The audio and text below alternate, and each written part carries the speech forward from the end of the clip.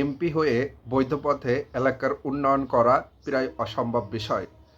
যদিও আমাদের জ্ঞানের স্বল্পতার কারণে অথবা আমাদের অসচেতনতার কারণে আমরা শুধু দেখি যে একজন এমপি তিনি এলাকার উন্নয়ন করবেন। আদতে এমপি যিনি সংসদ সদস্য তিনি সংসদে এলাকার হয়ে আইন প্রণয়ন করবেন, এলাকার সর্বসাধারণের কণ্ঠস্বরকে আপনার সংসদে প্রেরণ করবেন। কিন্তু বাস্তবিকভাবে এলাকার উন্নয়ন একজন মেম্বার, একজন চেয়ারম্যান, একজন কাউন্সিলর, একজন পৌর চেয়ারম্যান, এমনকি জেলা পরিষদের সদস্য অথবা চেয়ারম্যান এনাদের হাত দিয়েই কিন্তু এলাকার উন্নয়নগুলো হয়ে থাকে। হ্যাঁ, একজন সৎ এমপি ওই লোকগুলোকে তদারকি করার ক্ষমতা রাখেন এবং তদারকি করেন এবং অর্থ বরাদ্দ আনার জন্য বিরাট ভূমিকা পালন করেন। কিন্তু আদতে একজন এমপি এলাকার উন্নয়নে তথাকথিতভাবে কোনোই ভূমিকা রাখতে পারে না। কিন্তু আমাদের দীর্ঘদিনের যে আশ্বাস বা দীর্ঘদিনের যে সংস্কৃতি, সেই সংস্কৃতিতে থেকে দেখি যে আমরা এলাকার উন্নয়নগুলো এমপি মহোদয় আশ্বাস দেন এবং কোনো না কোনোভাবে করে দেন, কিন্তু এটা আসলে কোনো বৈধ উপায় না। বৈধভাবে এলাকার উন্নয়ন করতে গেলে আপনাকে সৎ মেম্বার, সৎ ইউপি চেয়ারম্যান, কাউন্সিলর এবং পৌর চেয়ারম্যান, জেলা চেয়ারম্যান এনাদেরকেই করতে হবে। তো আমার কাছে আপনাদের কাছে অনুরোধ থাকবে যে আপনারা আপনাদের স্থানীয় জনপ্রতিনিধি যারাই আছেন তাদেরকে বিশেষ গুরুত্ব দেবেন।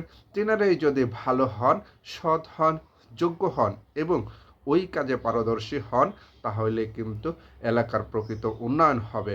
অর্থাৎ আমি যেটা বোঝাতে চাচ্ছি যে এলাকার ড্রেনেজ ব্যবস্থা, রাস্তাঘাট, কালভার্ট, কমিউনিটি ক্লিনিক কোথায় হবে, কিভাবে জনগণ এর থেকে বেশি সুবিধা নিতে পারবে, এই কাজগুলো মূলত স্থানীয় জনপ্রতিনিধি যিনারা থাকেন তিনারাই করে থাকেন।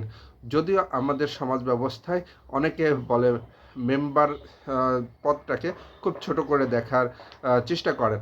আদতে মেম্বার পদটা কিন্তু একটা এলাকার উন্নয়নের আমূল পরিবর্তন ঘটিয়ে দিতে পারে।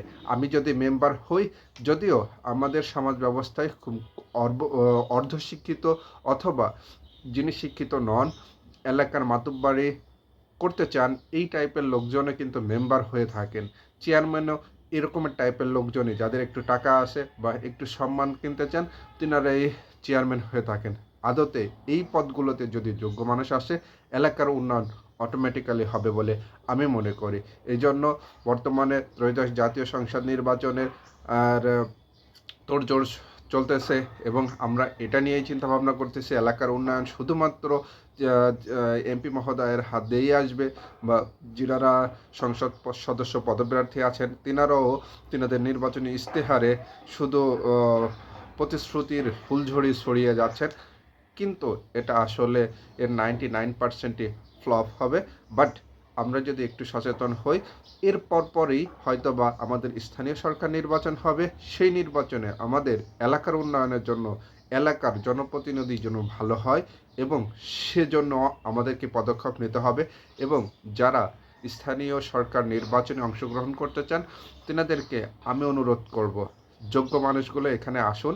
আপনারা হয়তোবা সাধারণ ভোটার যারা আছেন তেনারা আপনাদেরকে মূল্যায়ন করবেন এবং এই মূল্যায়নের ভিতর দিয়ে এবং সৎ এবং যোগ্য স্থানীয় সরকারের যেসব জনপ্রতিনিধি হবেন, সেই যোগ্য সৎ জনপ্রতিনিধি, মেম্বার, চেয়ারম্যান, পৌর কাউন্সিলের সদস্য, কাউন্সিলর, পৌর চেয়ারম্যান এবং উপজেলা চেয়ারম্যান বা উপজেলার জেলা চেয়ারম্যান অথবা জেলার সদস্য, এই যে স্থানীয় অবকাঠামোর যে জনপ্রতিনিধিগণ, সেই জনপ্রতিনিধিদের সহযোগিতায় এবং সাধারণ মানুষের ভোটের যে প্রতিফলন, এই প্রতিফলনের মধ্য দিয়েই এলাকার উন্নয়ন দেখতে চাই এবং এর বাস্তবায়ন যেন ঘটে, সেরকমের সুন্দর একটা সুপরিকল্পিত স্থানীয় সরকার নির্বাচনের মধ্য দিয়ে আমরা আমাদের নড়াইল তথা নড়াইলের একদম ইউনিয়ন পরিষদ থেকে জেলা পরিষদ এই উন্নয়নগুলো হবে বলে আমি আশা করি।